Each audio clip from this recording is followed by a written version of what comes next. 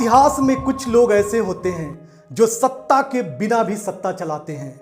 भारत की धरती सिर्फ राजाओं और योद्धाओं की भूमि नहीं रही, यह धरती उन लोगों की भी रही जो टूटी हुई चप्पलों के बीच खड़े होकर भी समाज की व्यवस्था को आईना दिखा गए। संत वो नहीं जो जंगल में चला जाए, संत वो है जो समाज की गंदगी में रहकर भी अपने मन को गंदा ना होने दे। संत वो नहीं जो दुनिया छोड़ कर जाए, संत वो है जो दुनिया को बेहतर छोड़ कर जाए। भारत एक चेतना है और इस चेतना को जीवित रखने का कार्य इस देश के संतों, ऋषियों और महापुरुषों ने किया है। आज मैं आपको एक ऐसे संत की कहानी बताने जा रहा हूं जिनकी गिनती भक्ति काल के सर्वोच्च नामों में एक समाज सुधारक और एक आध्यात्मिक गुरु के रूप में होती है। एक ऐसे संत की कहानी जो सुविधाओं की नहीं, संघर्षों की कहानी है। एक ऐसा संत जो जंगलों एवं पहाड़ों में बैठने के बजाय समाज की सबसे गहरी पीड़ा में खड़ा होकर भी मानवता की बात किया। संत रविदास उस समाज में पैदा हुए थे जहां इंसान की पहचान उसके कर्म से नहीं, उसकी जाति से तय की जाती थी। वह समाज जहां कुछ लोगों को मंदिर में जाने का अधिकार था और कुछ लोगों की छाया भी अपवित्र मानी जाती थी। समाज ने उन्हें नीचा दिखाया, लेकिन उन्होंने किसी को भी नीचा नहीं दिखाया। उन्हें रोका गया, उन्हें टोका गया, उन्हें तिरस्कृत किया गया, लेकिन उनकी आत्मा को कोई भी रोक नहीं सका। वे चमड़े का काम करते थे, पर उनकी सोच सोने से भी शुद्ध थी। वे गली कूचों में रहते थे, पर उनकी वाणी राजमहलों तक गूंजती थी। इतिहास गवाह है कि मीरा जैसी राजकुमारी ने संत रविदास को अपना गुरु माना। सोचिए, एक तरफ महल और दूसरी तरफ झोपड़ी, लेकिन ज्ञान झोपड़ी में था। संत रविदास के पास ना धन था, ना पद था, ना सत्ता थी, लेकिन उनके पास थी सच्चाई की आग, आत्मसम्मान की ताकत और ईश्वर से सीधा संबंध।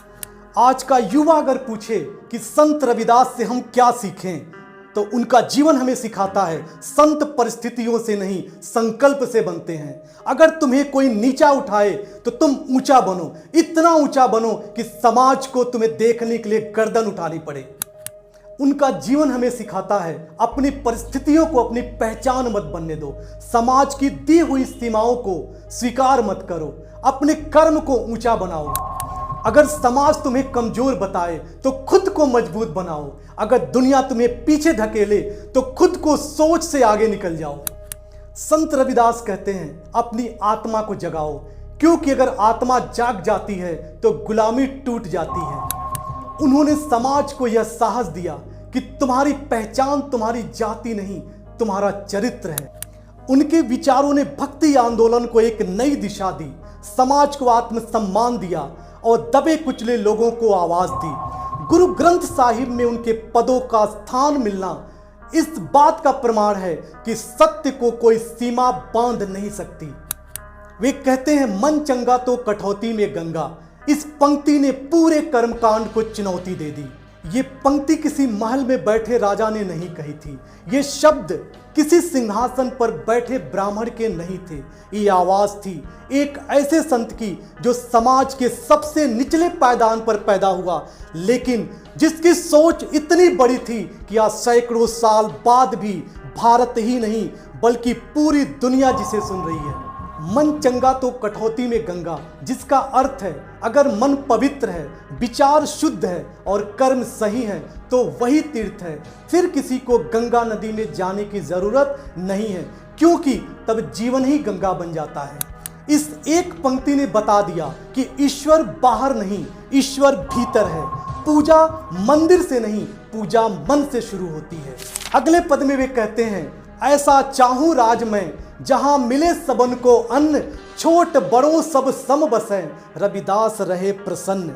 वे कहते हैं मैं ऐसा राज्य चाहता हूं जहां हर व्यक्ति को भोजन मिले, हर व्यक्ति को सम्मान मिले, हर व्यक्ति को बराबरी का अधिकार हो, कहीं पर भी ऊंच नीच का भेदभाव न हो।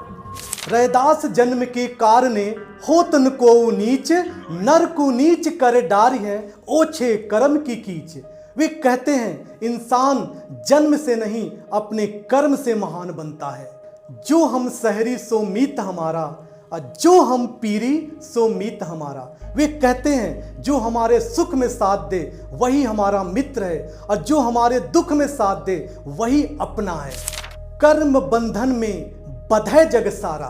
वे कहते हैं पूरी प्रकृति, पूरी दुनिया कर्म बंधन से बंधी हुई है। बिना कर्म के नियम से कोई भी नहीं चल सकता है, और कर्म के नियम से ही परिणाम निश्चित है। इसलिए बहाने छोड़ो और अपने कर्म को करो, क्योंकि भाग्य तुम्हारे कर्म से बदल जाएगा। संत रविदास ने जन्म के आधार पर सम्मान को नकार दिया। उन्होंने कहा ज्ञान और कर्म तुम्हारी असली पहचान है। इंसान की पहचान उसके जन्म से नहीं उसके कर्म से बनती है। उनका एक पद है, साधु ऐसा चाहिए जैसा सूप सुहाए, सारी सारी को गही रहे थोथा दे उड़ाए। वे कहते हैं कि जो खोखला है उसे छोड़ दो, और जिसमें ताकत है, जिसमें भारीपन है, जिसकी वैल्यू है, उसे अपनाओ। आज संत रविदास जयंती है। आप सिर्फ माला मत चढ़ाइए, उनके विचारों को अपनाइए, क्योंकि जब विचार जिंदा रहते हैं तभी समाज जिंदा रहता है। संत रविदास आज भी जिंदा हैं, हर उस व्यक्ति में जो अन्याय के सामने झुकता नहीं, हर उस युवा में जो अपने आत्मसम्मान के लिए खड़ा रहता है। आज मैं ऐसे संत को कोटि कोटि नमन करता हूं।